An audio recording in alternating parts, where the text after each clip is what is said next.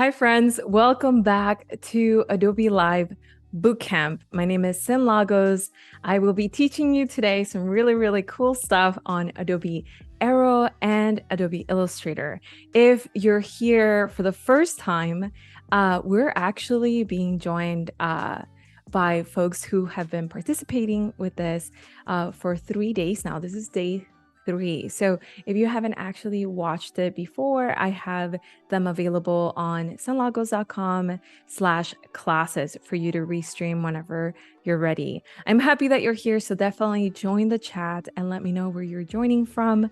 Again, my name is Cyn Lagos. I am a graphic designer, photographer, aspiring filmmaker, and a mentor for artists like you trying to develop your skill sets.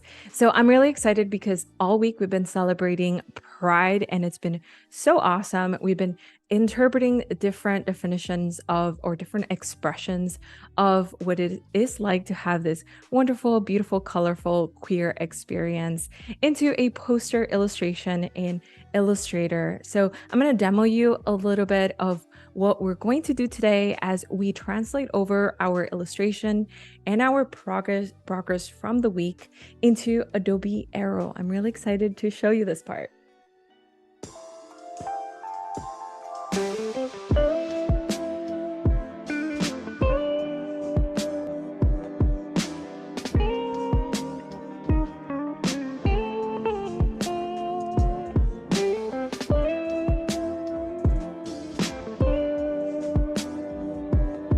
Our progress from the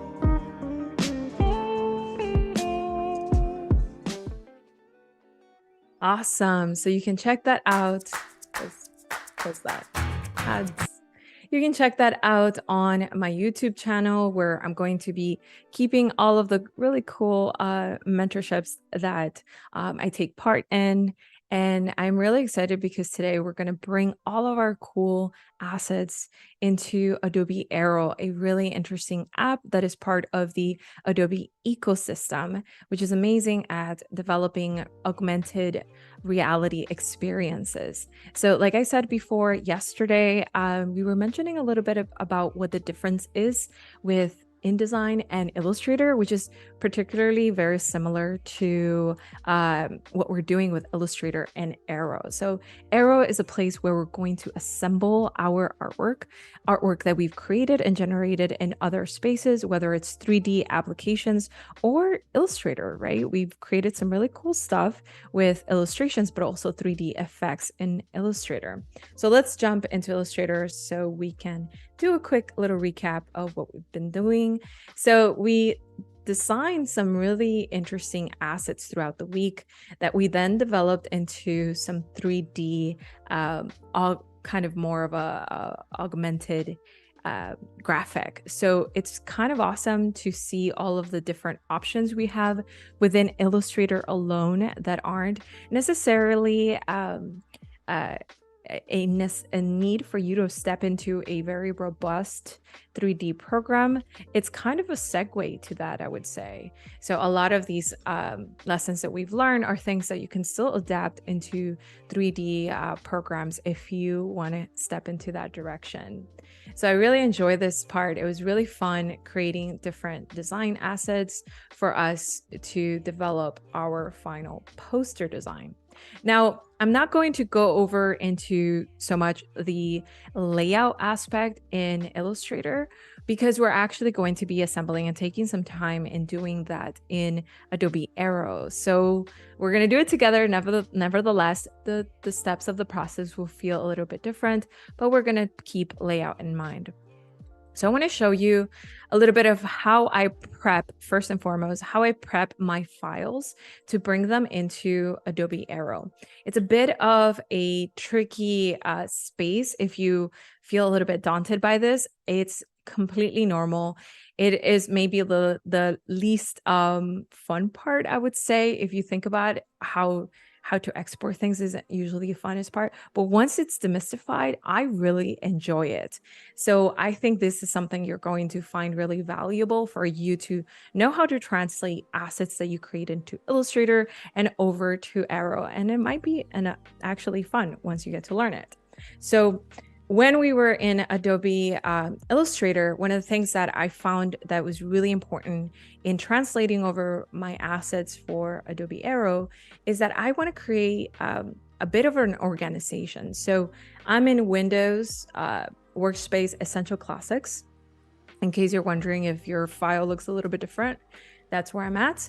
So I'm going to bring up this particular section here. It's our layers. So if you're familiar with Illustrator, you probably use layers or you probably ignore them altogether. Excuse me, because I know it's not usually part of your workflow. Layers feels really conducive to Photoshop maybe, right? But I do find this really important in this process because it helps me divide the different steps of my illustration so that I can later import them within my work in Adobe Aero. And staying organized is actually a really vital part of how you're going to assemble this design later in Adobe Aero. So I have here, you can see here, I have my outer shapes. So these are all the symbolic elements that we've created, things like this, right? And I already have them prepped in 3D, okay? And then I have the text, right? So I have courage, my headline, and a bit of a signature here writing Cyn Lagos. And hi, Annika. Hi, Patrick. I'm looking at the chat, by the way, on Behance. So if you want to say hello there, definitely let me know where you're joining from. We have Tim here from Michigan. We have Jeff. Hi, Jeff. We have Katarina, and I'm joining you from Texas, just so you know. And so I have all of these separated. We have the main, which for me, I want to let you know something about the process and the way that I've approached it. I learned a really valuable lesson. I don't always have to export 3D objects in order to work with Aero. I can export different types of files, some of which can be combined. And that's a really strong takeaway that I hope you can consider during your process. You don't always have to just have from head to toe 3D elements, or from head to toe PNGs, or from head to toe, I don't know, JPEGs, whatever it may be. You can actually combine all of them. And that's what I've done in this project. So once I'm here, I'm going to want to select some of these options, just select one of them at least, because you notice if I have it unselected, my 3D panel, which by the way, you can find in Windows 3D and materials, is grayed out at the moment. But once I select one of my 3D elements, it turns on and it has all of these different attributes that I can continue to change, some of which we learned quite a bit about yesterday. Really awesome. We created some lights and materials on some of these assets. This one has a little bit of gold sheen, and we have some really cool effects going on that are playing with the illusion of 3D. Very important to our process, we decided to inflate both sides so that in this case, we may not see the back, but in Aero, we will. So it's important that it doesn't get flat out unless that's your style and that's kind of what you're after. It might be something to consider to inflate both sides. The other side that is not visible here. Okay, so once I've done this, the next step I want to do is export, right? So, this can be a bit daunting, but I'm going to demystify it for you here. So there's a couple things that I want to do. I want to go down here. There's a few options I can consider. Number one is exporting directly from your 3D panel. So I have export 3D objects. So it already keeps it in mind. There's a valuable consideration. And so this, once I click it, it brings up this panel here, which already you can tell has an accumulation of all the different 3D objects I've exported. Now, the one that I just clicked on got propagated right here in this section. So every single object, you can add it independently, or you can simply click on the object here and drag it over, and that will show up. And so you can see here that the naming convention is based on the naming of my layer, which is why I find this to be really important. Now, if you didn't name this, I might just name it, I don't know, layer 100. And excuse me. And I think that's okay. If you're trying to find your way in any file, I think it's always helpful to have a naming convention, whether it's 1, 2, 3, something that you can revisit once you close the project, and maybe it takes you a couple days to do it. It'll make the process a lot easier and a lot more fun.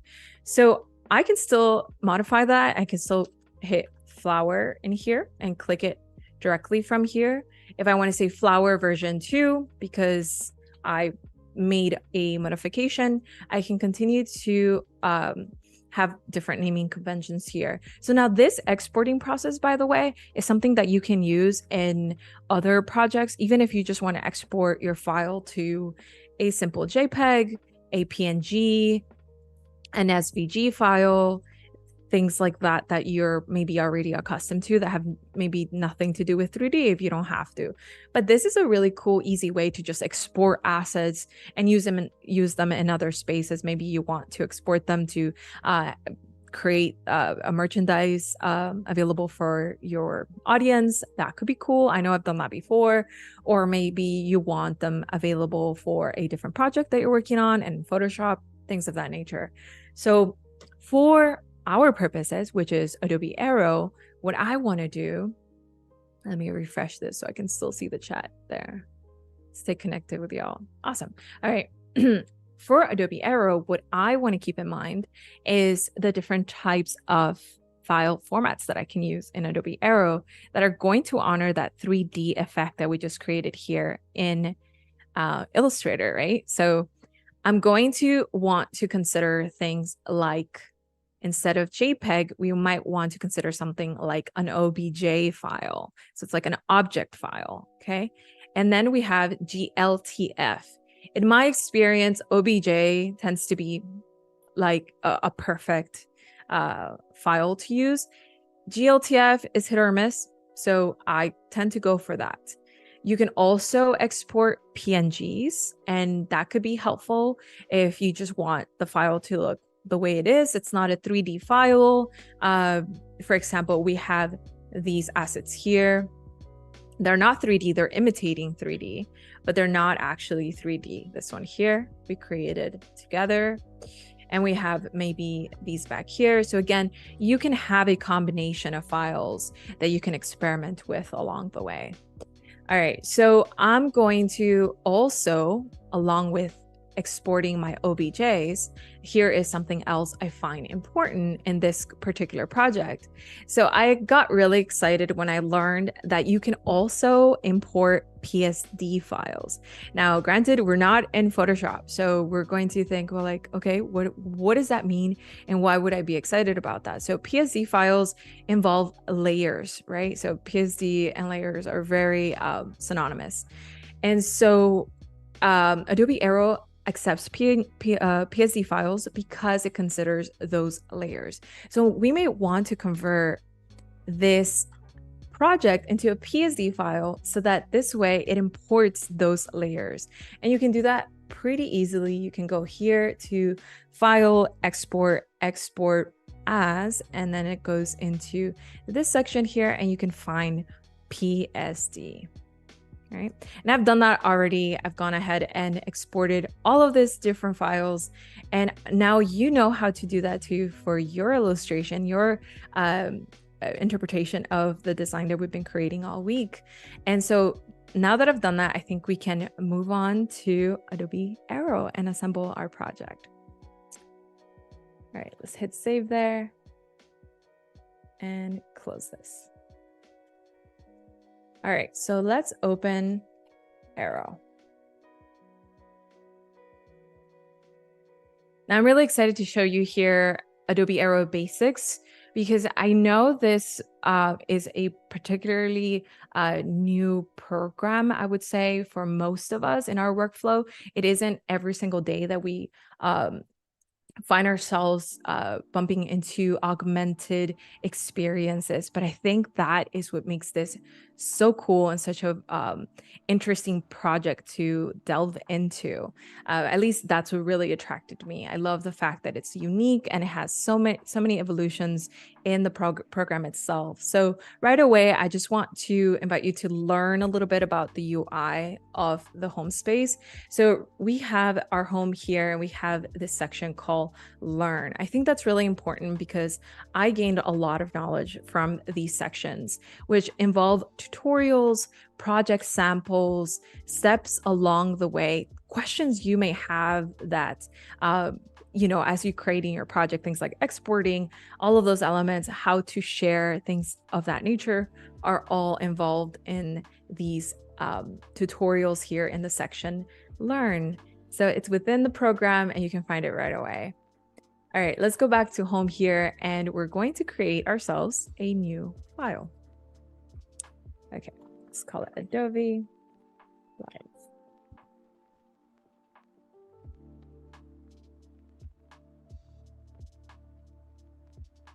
All right, so now we're in Adobe Aero, and the first thing you're going to see is that we have this seemingly 3D space already with no objects in them, nothing 3D particularly in them. So on the right-hand side, you're going to see your scene, and you're going to see that there's a horizontal surface. So even though it may look like we don't have any assets in here, actually a choice was already made for us. And the first thing that you want to consider is your surface, right? So down here under properties, you're going to find something that says horizontal surface or vertical surface. That's pretty cool. And image. So if I click image, it's going to prompt me to upload something that completely makes sense. And I'll tell you why in a little bit. So horizontal surface is what you would imagine. I would have to scan an area that is horizontal in order to place my augmented experience. A vertical surface is something like when I am scanning a wall. So for example, if I want somebody to scan an artwork on a wall in the street, that is the surface I want to begin with in my artwork. And then image, which I won't click on it again at this moment, but image is when you want to anchor your artwork to a particular image. So that's something really peculiar because it works alongside with vertical surface. So you can anchor, say you have a really cool image of a logo and you want folks to be able to scan that and have the artwork come through. You know what I'm talking about. So that's really cool. So right away, that's the first choice we're making. On the left-hand side, I want you to learn a little bit about the assets that we have available to us. So we have the starter assets. We have abstract shapes, things like this that give you some really cool assets already, even if you haven't created anything in your projects. And oh, hi, Sean. If you haven't created anything in your projects, you already have these really neat 3D assets that you can play with and start to experiment right away without doing anything else, just opening up Adobe Aero.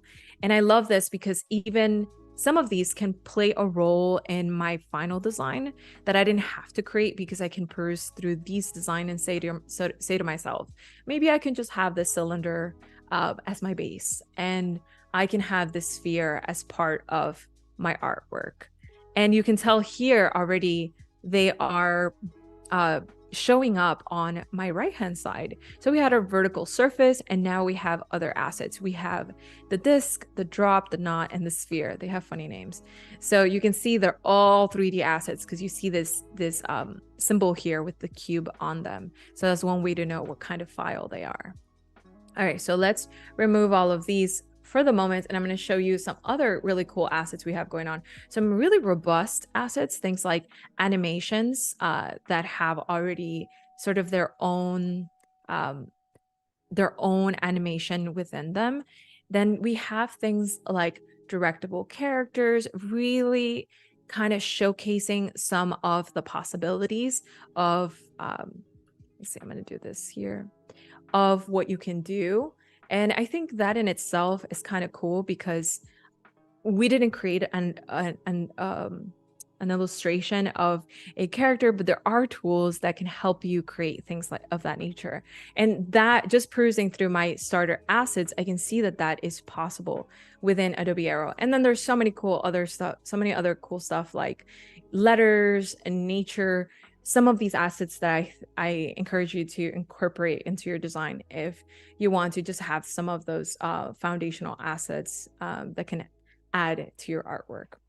Now, I'm going to start with a horizontal surface actually for my project. And let's start importing some of our projects here.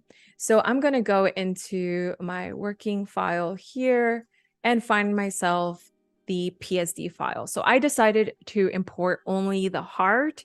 I called it the main, which is the heart, sort of enveloping this eye. And we have our relentless symbol at the top. We have the star. We have a really cool transformational 3D-esque interpretation, which isn't 3D. The only elements that are 3D are here at the top. So I decided to bring them in as PSD files because I wanted them to stay together. And that's my choice there, but also really cool for the next step that we're going to do. So let's import this in. And so you'll see here, we're going to get a new file, and it says here optimizing for import, but you can see that the symbol here changed. Now we have ourselves kind of like an image, so like a JPEG sort of thing, but it's not. Okay, we have a PSD file available to us. So as we're looking at this, which is really interesting, how tiny it looks, I think it will be helpful for us to learn a little bit about the tools that we have to navigate this space. So on our left-hand side, we have a few tools available to us. I want you to pay attention to these last three right here. Number 1, number 2, and number 3. And those numbers are going to be helpful for you to learn the shortcuts. So number 1, we have our orbit. So this is a way to orbit around our space. Really awesome. So consider these tools like camera angles, okay? So we're orbiting around our space. Great. Now we have number 2. I can click number 2 or click on the icon, and we have panning. And panning can be panning up on the x-axis, panning right and left, but I can't really go in quite yet. That's what we need our dolly for. So dolly, you can argue zooms, but you can see that the effect is more camera-like, right? So if I go to 1 again and move around, I'm orbiting. Number 2, I'm moving left and right in that angle. And then number 3, I am using my dolly to come in. So this is going to be helpful as you're navigating your design, because now you're not only being concerned with the way that your layout looks from a frontal view, but you're also wondering, what does it look like when the viewer or the person who's experiencing your artwork is seeing it from the left-hand side, when they're moving around, when they're orbiting around the design, right? So now we actually get to witness the back of our design. And this is a PSD file. So you can see here, it's actually fairly flat. And that could be a caveat, but it comes with a bit of a gift. And so I'm going to show you what that looks like. I'm going to go down here to properties, right? So we're still on the right-hand side. And on the right-hand side, we're going to find kind of hidden down here, pretty low actually. Let me open this there. All right, on the right-hand side, we're going to find layer spacing. I wonder if this is modular. I think these panels aren't modular. It would be helpful if I could move them around. We'll see. So I'm going to see X, Y, and Z. So Z is the one that we're considering in this project. So C is going to do this really interesting thing. It's actually going to open up all of the different layers that are included within the PSD, and it's going to separate them into that Z axis. Isn't that cool? And that already gives us a sense, a spatial awareness that we didn't really have before. Before we had a flat, almost JPEG-like image, and now we have this really cool effect happening. Now, what's interesting about this is that we can continue playing with it from, say, for example, if you actually wanted to play with the y-axis in this case, let's move this here. If I wanted to play with the y-axis, I would do something Okay, I would do something like this and start to move my files over. Now in my design, that wasn't my intention, so I might not want to do that. By the way, I was hitting the size there. This is what I wanted to do. So now we have the x-axis, right? And we haven't even imported a 3D object yet, right? So that I feel like really help me consider the possibilities without needing to think so much about the 3D learning curve that I needed to undergo. Nevertheless, I was still intrigued, so I still loved learning about 3D, and I'm glad y'all are here because we'll learn quite a bit about it on Illustrator. So we'll have the chance to import some of those files too, right? So we have a little bit of everything here. All right, cool. So let's import some other files. Now, before we do that, I want to show you this section here. We have camera, right, under our menu, and you can actually reset your camera. If you find yourself in a really weird angle, you can actually reset your camera to where we begin. All right, so I'm going to zoom in right about there and have a frontal view for this one, because I find that the easiest way to actually develop my layout design is to look at it from a frontal view and then move over to orbiting. Okay, so 1, 2, and 3, best shortcuts. Okay, let's import some of our files that we exported in OBJ. So I have a few here. I exported some in OBJ, I exported some in PNG, just to have some accessibility of how I'm going to use those. So this is exporting my arch, and you can see it's a little bit to the side there. So I'm going to hit that number 2, I'm number 1, and see what it looks like in context with my PSD file. Up here, I can tell this is a 3D object looking good. So I'm going to go into this file. Now I want to move it and I want to scale it. And I want to move it in space too. So how do I do that, right? I know how to use my camera, but how do I move my elements? So we have these 3 tools up here, the letter E, the letter R, and the letter S. So E is to move our object. So let me just rotate this really quick so you can see about there. So the letter E is to move our object up and down. We can move it forward and back, left and right. Right? So if I go 1, I want it to be a little bit center. So I'm going to go into that letter E and center it a little bit with the eye there. You can see that's pretty close. And this arrow alone is going to help you move your graphic in different axes, right? You have x-axis, y-axis, and z-axis, right?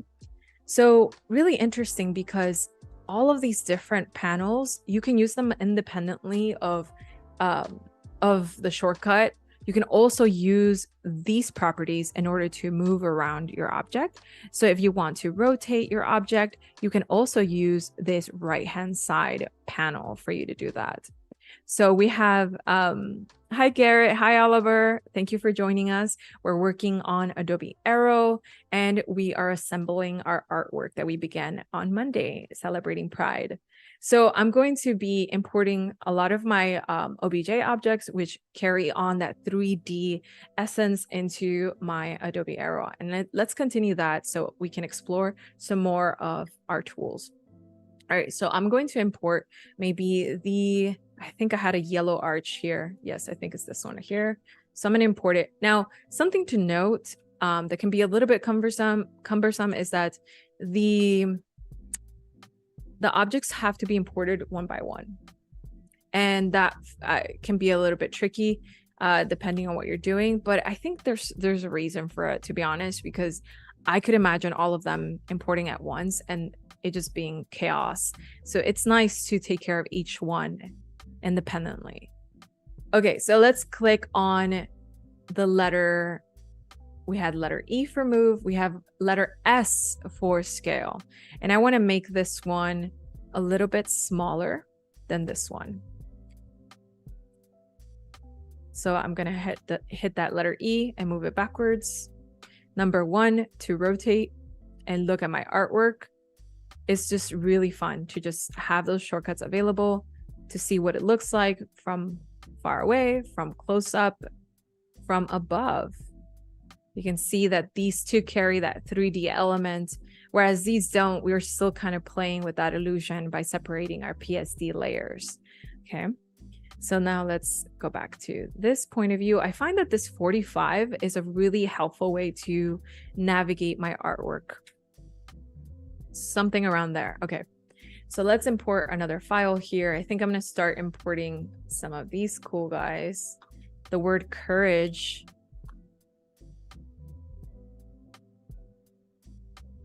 And we're going to continue to rotate. And let me know if you have any questions at this point. If I'm going a little bit fast for you, definitely you can check this out at your own pace and restream it. I always do that. No matter if I've joined live, I find myself restreaming. Okay, so let's see. Let's go into our orbit. I think I underestimated the size that this had to be. So I'm going to hit that letter S, right, for scale, or click on my icon here for scale. And I'm going to make this lots bigger. Number 3 to pan out and have more visibility. Same with this one, letter S, bigger. And now we need ourselves E to move it in that Z axis. I love that. That's looking awesome. So scale is something that I find myself kind of playing with quite a bit, because I will do a bit of A/B testing. So once I have this ready, I might go into my iPad and actually experience the artwork and ask myself, is it big enough? Maybe it's too minute and it doesn't quite create that impact that I was hoping for. So I do think of that as a step along the way. So I worry more about the layout here, and then I'll do a bit of a checkup on the sizing later, which can actually be a matter of just selecting all of them and increasing the size. But at least for my artwork here, I don't have to worry too much about that until I've done a little bit of testing. So, okay, so we have this going pretty well so far. All right. We have one, we have those layers, and you can see they're all layered out in the Z axis far from each other, enough that it creates that really nice sense of depth, right? And you can see that there's a little bit of shadowing happening at the bottom. So it's emulating that ambient lighting that we put into account in our design. All right, so that's looking good. Let's import some more of our files.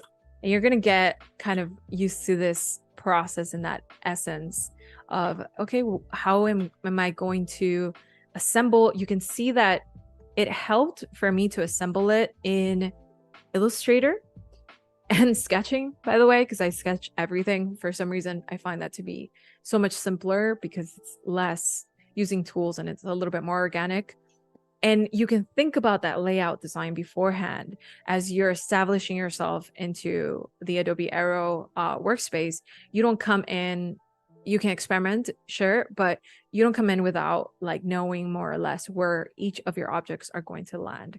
I think that is helpful in mitigating all the different objects that you're probably going to have to assemble independently. So again, letter E to just move it around and have this sense of depth. Number 1, honestly, if you can see a camera of my keyboard, it looks super cool because I'm just like click, click, click, and it looks really awesome. All right, so I can move it around, and the camera is such a helpful way for me to understand where things are supposed to be, because I think without them, I might perceive that things are aligned quite well, but when I pull that number 1 and see that orbiting, I see that they're actually kind of caked on top of each other. And I don't want that, because then we're going to learn a little bit about behaviors here and how to animate some of these different objects. If I have them on top of each other, they might interact with each other in a way that looks odd. It's not that they'll malfunction, is that it would just look a little bit weird as they're doing their behavior loop. So I like to separate them.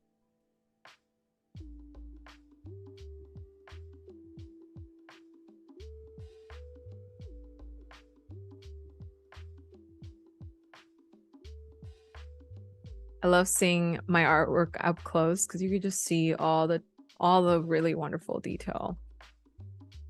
Okay, so as we rotate here,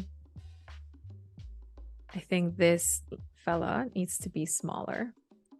So we're gonna hit that letter S, and you can see I can pull this section right here and start to decrease it, and that's going to decrease it based on that particular anchor point, right? So I think around there. E, move it up. And it's helpful to reference your design, your illustration design, if you need to, as you're playing along. But I find it to be something I eventually memorize because I've probably been playing with it quite a bit for a while. And it's a bit of a process. It's kind of cool to find yourself enveloped in the workflow.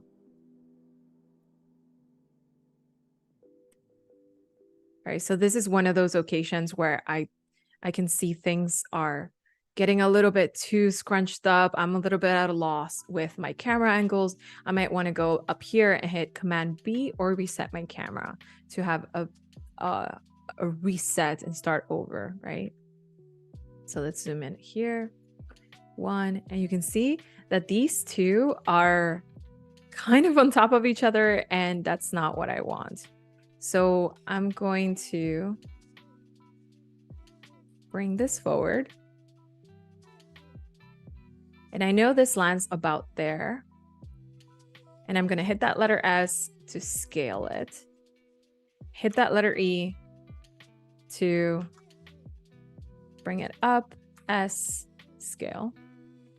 One orbit, right?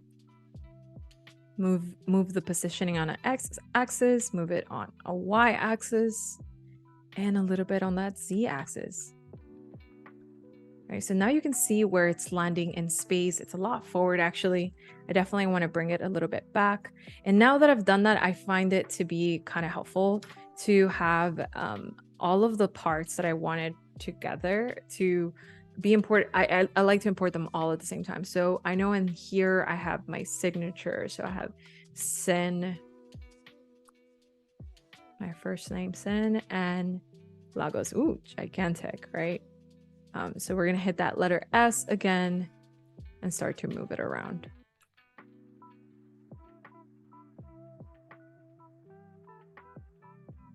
Number one. And so this is one of those occasions where, right, from this angle, from this camera view, you think these two are aligned, but it's a bit of a new brain problem solving skill for you to have, because you're no longer working in this 2D space. So you have to think to yourself, well, I wonder if on a Z axis they're aligned. And I know you've experienced that like meticulous, I want my pixels to align perfectly. And in this space, that doesn't stop. It just has a different name of the game, I would say. So now you actually have to think about the x-axis, the y-axis, but the x-axis right here, the y-axis, and the z-axis. And try to ask yourself, how close can I get them? So now these two are fairly aligned.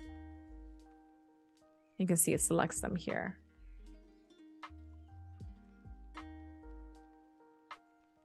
Nice. And now I need my y-axis, and it takes a little bit of TLC to get your artwork to start to really come together into the layout that you wanted. And notice I'm importing OBJs and they're working perfectly. The lights are really reflecting. It looks really, really pretty. Say, for example, another trick that I like to use here, say, for example, I take this one here. Okay, let's reset the camera. Command B, Command B.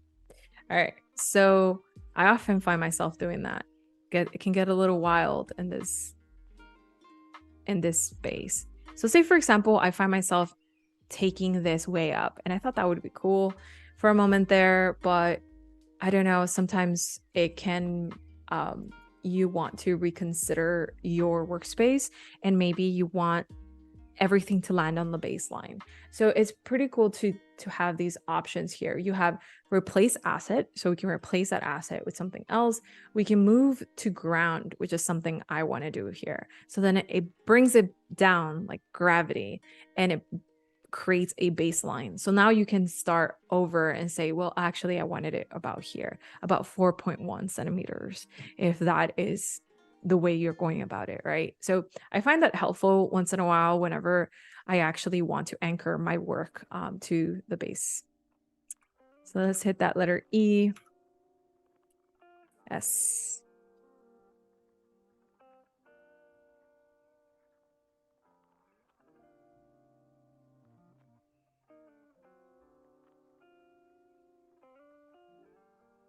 And then move that over using that orbit number 1. And this is kind of funny because I didn't notice this during my exports, but it's a good example for me to translate what I was explaining earlier. In our 3D objects, we had these 3D elements that didn't have both sides as 3D. So what that looks like when that happens is it looks flat on the other side. All right, so let me zoom in here.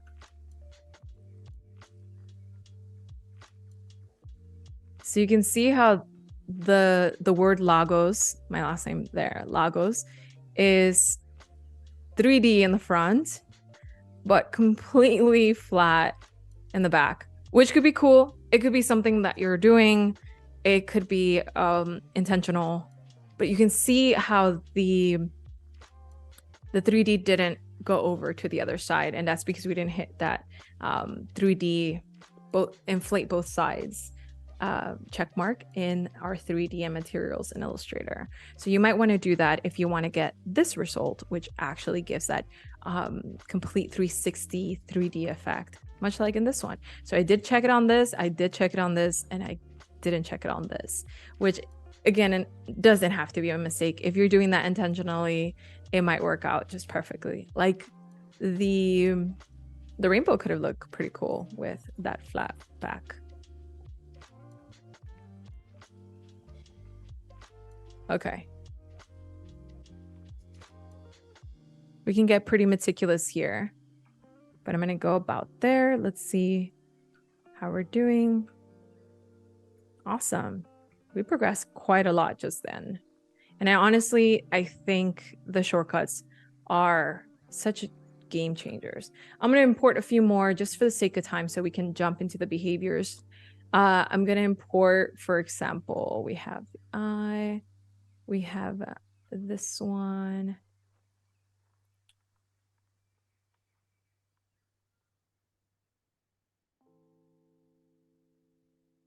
All of our cool assets here. Let's import royal shape. Nice. And we're going to start with letter S to make it smaller. Letter E to scale it and place it on our Y and X axis, X and Y axis. Number 1 to rotate. Not in the place I want it in. I want it next to our child symbol here. So this is our leadership symbol. And then we're going to bring it back with our Z axis. Decrease the size one more time with the letter S. And I hope you're getting the hang of this in this sense, because I do find this to be so vital to the process to just have those shortcuts available and accessible as I'm moving my design and laying out my design.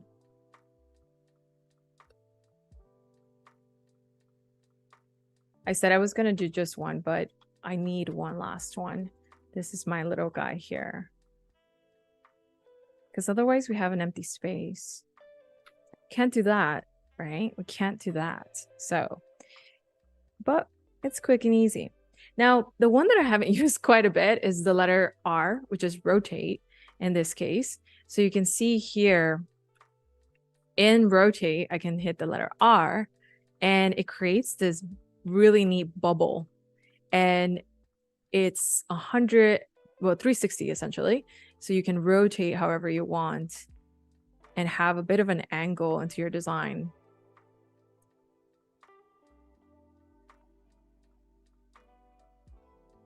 Letter R to rotate that. And you got to pay attention to those particular colors of the arrows, because that will signify which direction it's going to go in. They're not all made the same. Right, so I like it like that. I'm going to bring that up so I can see the shadows a little bit and bring it in quite a bit.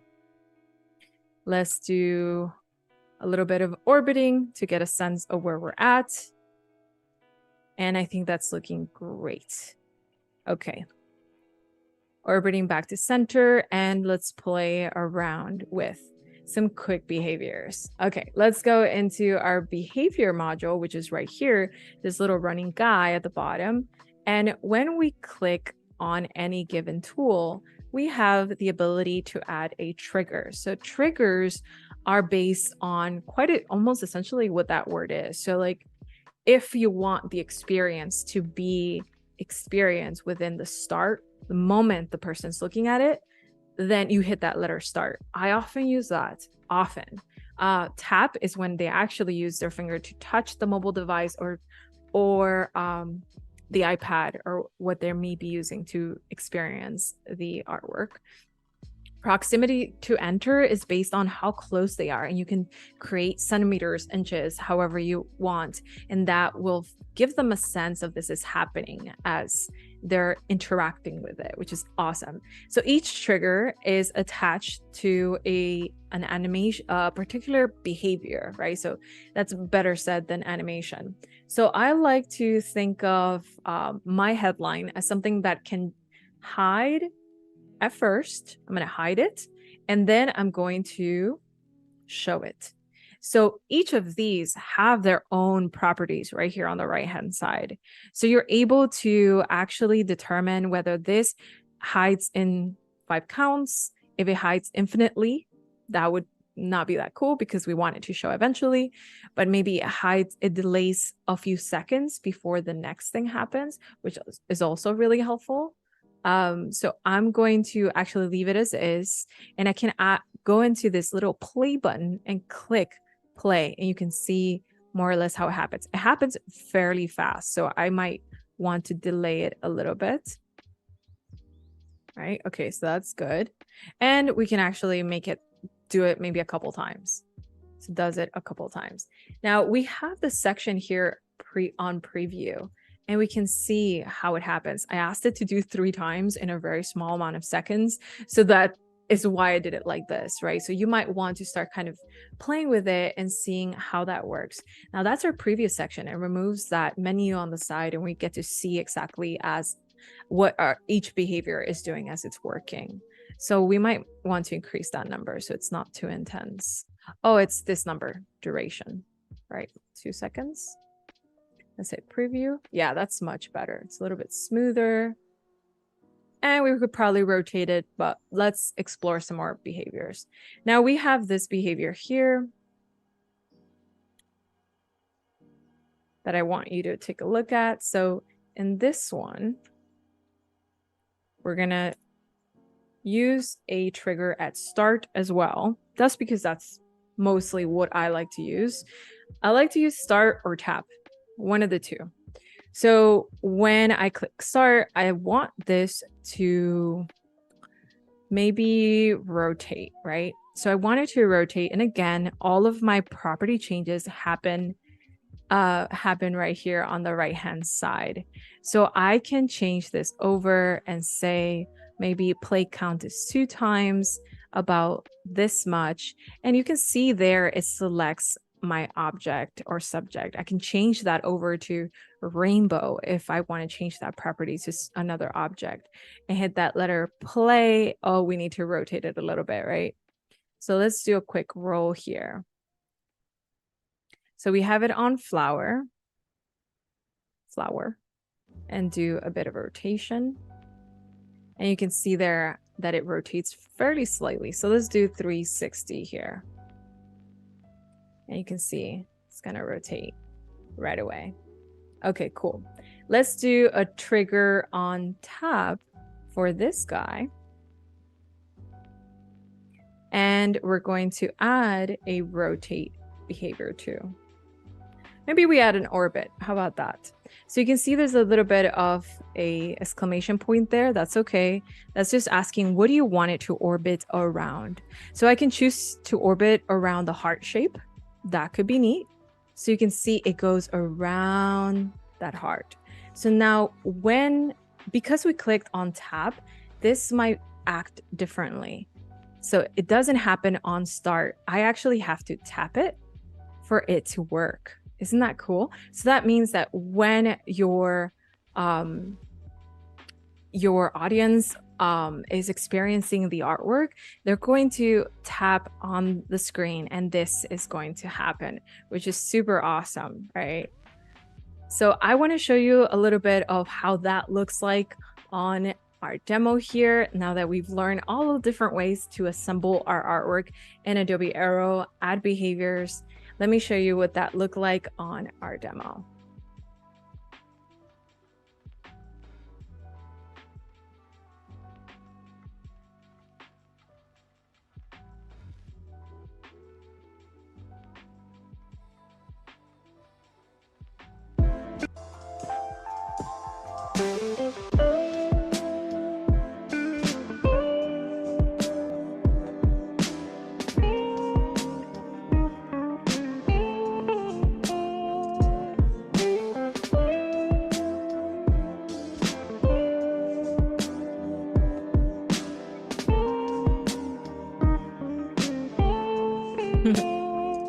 Love that song. Awesome. So this was super cool, everyone. I hope you get a chance to watch the restream whenever you have a nice chill time, to just relax, take some notes, and work out a really cool project of your own. This has been a really, really fun experience for me to be a part of this bootcamp, not only expressing my design experience and playing with mixed media, but also celebrating pride. I think it's a wonderful thing that takes practice, and it's so, so beautiful when we bring it into our artwork that turns into this wonderful, colorful space. Now, the last thing I want to leave you with is if you do want to restream some of these classes that we've been seeing, go to cynlagos.com/classes, where I keep everything up to date so that you can see some really cool resources for you to expand your education, whether it's here on Adobe Live or other spaces, some past live streams that I've been able to partake on involving Illustrator, Adobe Express, Photoshop. So if you've been here before with me, thank you so much for all your support. I often love interacting with y'all on the chat. You teach me a little thing or two every so often too. So thank you for having this wonderful bootcamp with me, and I'll see you on the other side.